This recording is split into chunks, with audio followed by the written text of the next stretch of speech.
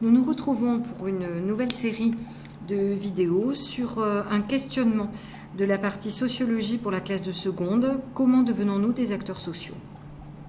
Ce questionnement se compose de différents objectifs d'apprentissage. Vous les connaissez, ces objectifs d'apprentissage, c'est ce qui apparaît dans la colonne 2 du tableau du programme. Ces objectifs d'apprentissage se composent de verbes parce qu'ils signifient ce que vous devez savoir à la fin de ce chapitre. Alors, ces verbes, savoir que, simplement être capable d'énoncer que la socialisation est un processus, être capable d'illustrer la pluralité des instances de socialisation, connaître le rôle spécifique de la famille, donc ça veut dire êtes-vous capable de donner des exemples sur les différentes instances de socialisation, connaissez-vous le rôle spécifique de ces instances de socialisation dans le processus de socialisation, quelque chose d'important, des enfants et des jeunes. Enfin, un dernier objectif d'apprentissage encore, une dernière compétence pour vous, savoir illustrer, c'est-à-dire être capable de donner des exemples qui vont montrer et servir dans votre argumentation à justifier le caractère différencié des processus de socialisation. Et puis là, c'est effectivement très précis, c'est être capable de donner des exemples en fonction du milieu social et en fonction du genre. Pour information, je vous ai remis, comme d'habitude dans ce petit tableau, le sens des verbes d'action qui sont utilisés dans le programme, connaître, être capable d'illustrer. On va rappeler cet objectif. L'objectif de ce questionnement, c'est-à-dire à la fin du traitement de cette question, vous devez avoir compris que les processus de socialisation des jeunes sont pluriels et différenciés. C'est-à-dire qu'il y a différentes façons de socialiser, en gros c'est cela, et qu'ils sont différenciés. C'est-à-dire que selon certains contextes, selon certaines références démographiques, géographiques, sociologiques, eh bien, les processus de socialisation ne seront pas identiques. Pour commencer donc, et cela semble tout de même évident, c'est s'interroger sur ce qu'est le processus de socialisation. Avant d'entrer dans davantage de détails, c'est-à-dire la diversité des instances de socialisation, et montrer que ce processus est différencié, c'est-à-dire n'est pas le même pour tous les individus. Pour appuyer ce questionnement, je vous propose deux supports. D'abord, bien sûr, un livre, votre manuel de la classe de seconde, qui, à partir de la page 68 et jusqu'à la page 83, c'est-à-dire les pages de la fin de questionnement où on trouve la méthodologie, des synthèses, l'essentiel, enfin des pages qui vous servent tout de même et qui sont importantes pour vous rappeler un petit peu tout ce que vous avez à faire. Et puis bien sûr, je vous ai fourni un dossier de 3 pages, celui que vous avez sous les yeux et que je vais commenter au fur et à mesure que nous allons avancer dans le déroulement de ce questionnement et dans la compréhension de ce questionnement. Alors, pour démarrer, on peut se replonger sur cette image de la page 67, c'est-à-dire pourquoi ces deux jeunes gens jouent-ils ainsi? Voilà, pourquoi ces deux jeunes enfants jouent-ils ainsi? C'est découvrir par l'image. Alors, on voit que deux jeunes filles se maquillent et on voit qu'un petit garçon se rase. Et on vous dit, se maquiller, cela s'apprend, se raser, cela s'apprend. Pourquoi ces deux jeunes gens jouent-ils ainsi? Eh bien peut-être, vous avez déjà une idée de la réponse. C'est se dire que selon que l'on est une fille ou selon que l'on est un garçon, eh bien, on n'aura pas les mêmes pratiques de jeu. Une fille jouera peut-être à se maquiller, un petit garçon jouera peut-être à se raser. Est-ce le fruit du hasard? Eh bien, je ne pense pas, et c'est ce que nous allons démontrer. Nous allons donc commencer tout de suite par le processus de socialisation. Et ce processus de socialisation, c'est comprendre d'abord ce que signifie socialiser et comprendre ensuite en quoi il s'agit d'un processus. On va d'abord s'interroger sur la socialisation. La socialisation, eh bien, on va le voir à travers... On va tourner les pages de notre livre, 68 et 69. Et puis, pour le dossier dont je vous parle et qui me sert de support ici, c'est le document, le texte, qui figure en bas de la page 1, qui s'intitule « Qu'est-ce que la socialisation ?» C'est un texte qui est extrait d'une sociologue française spécialisée dans les études sur la socialisation et sur la famille, qui s'appelle Muriel Darmon.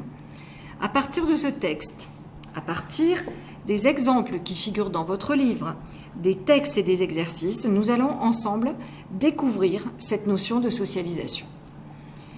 Alors socialiser, eh bien on voit ici deux exemples. Deux exemples, la bise, document 1, page 68. Deuxième exemple, la fessée, document 2, page 68. Et si vous regardez la carte de France qui est présentée en illustration du document 1 s'intitule « Combien de bises faites-vous dans votre département ?» Et on voit, selon que la couleur est plutôt rose clair ou plutôt rose foncé, qu'on peut faire la bise entre une bise et 4 bises selon les régions de France. C'est tout de même peut-être un petit peu surprenant, mais à la réflexion, peut-être pas. Si vous vous aidez des questions 1 à 4 qui figurent dans le document qui accompagne cette carte, eh bien on vous dit quelle est la norme en France. La norme, c'est peut-être quelle est la règle. Eh bien, quand on voit la couleur de la carte de France, on se rend compte que la règle, c'est le plus souvent 2 bises. C'est plutôt un rose un petit peu prononcé. Une seule bise en Bretagne, par exemple. La norme, c'est donc 2 bises. Mais à côté de cette norme, il existe des régions, le sud-est, une partie de l'Île-de-France, une partie de la Vendée, où on va se retrouver entre 3 et 4 bises. Et puis, comme je l'ai dit tout à l'heure, la Bretagne, ou l'extrême pointe ouest de la Bretagne, où on va se retrouver avec une seule bise. Alors comment se fait-il qu'en France, tout le monde se fasse la bise, mais que par région, certains ne se la fassent qu'une fois, d'autres ne se la fassent 4 fois, 3 fois ou 2 fois? Eh bien, selon quels critères? La question 4 peut vous aider. Comment avez-vous appris à faire la bise? Eh bien, comment avez-vous appris à faire la bise? La réponse, vous l'avez devinée, ou vous l'avez trouvée, vous avez appris à faire la bise parce que, dans le cadre de votre famille, des groupes de pairs, c'est-à-dire des voisins, des amis que vous avez pu fréquenter, on se fait la bise 1 fois, 2 fois, 3 fois ou 4 fois. Et donc, la bise que vous allez faire ou ne pas faire, mais là on parle de la bise, eh bien, c'est selon le contexte dans lequel vous vivez, selon le contexte social, selon le contexte géographique, on le voit ici à travers cette carte de France, que la manière dont vous avez appris à faire la bise correspond à ce que vous allez faire, vous, dans votre vie de jeune et votre vie d'adulte. Quand on regarde la fessée, l'exemple numéro 2, eh bien, on se rend compte aussi que cette fessée, pour certains, 43% des Français qui sont interrogés dans cette enquête de l'IFOP, eh bien, sont tout à fait contre, moins de la moitié. Plutôt contre, 27%. Mais quand on additionne les 43% de tout à fait contre avec les plutôt contre, au final, 70% des personnes interrogées sont plutôt contre la fessée. Pour 30%, bien évidemment, qui sont soit plutôt pour, soit tout à fait pour. Pour information, et vous le voyez apparaître ici dans le document, la fessée est interdite dans 55 pays et en France, l'interdiction est récente, elle date de la loi votée en 2019. Pourtant, malgré la loi, on voit bien que dans certains milieux, encore 23% d'entre eux, on est plutôt favorable à l'usage de la fessée comme moyen d'éducation. Alors comment expliquer que finalement, dans 100% des personnes interrogées, ou pour 100 personnes interrogées plutôt, eh bien, 43 sont tout à fait contre, 23 sont plutôt pour, 7 sont tout à fait pour et 27 sont plutôt contre. Eh bien, on va répondre peut-être de la même manière que ce que nous avons vu pour l'exemple précédent qu'est la bise, c'est se dire notre famille, notre manière d'avoir été éduqués, notre façon de voir les autres autour de nous fait que nous avions une certaine façon de concevoir cet apprentissage, de concevoir peut-être cette manière d'éduquer les enfants qui correspond à une pratique qui est malgré tout interdite par la loi depuis 2019. Alors comment se fait-il qu'on intègre la bise, ces manières d'agir, qu'on intègre ces pratiques, la fessée ou pas, dans nos milieux? Eh bien, cela résulte d'un processus qu'on appelle la socialisation. Et ici, dans ce texte, vous avez des verbes qui sont employés au participe passé le plus souvent et qui sont extrêmement forts. On vous dit d'une part qu'on dira que l'individu est formé, modelé, façonné, fabriqué, conditionné. Alors là, on dit formé, jusque-là, c'est peut-être pas très choquant. Modelé, on modélise quelqu'un, on le façonne, c'est-à-dire on le fabrique, on le construit, on le conditionne. C'est-à-dire que finalement, on peut dire ici que dans cette première phrase, la socialisation, c'est tous les processus par lesquels l'individu est construit. Il est formé, modelé, façonné, fabriqué par la société globale et locale dans laquelle il vit.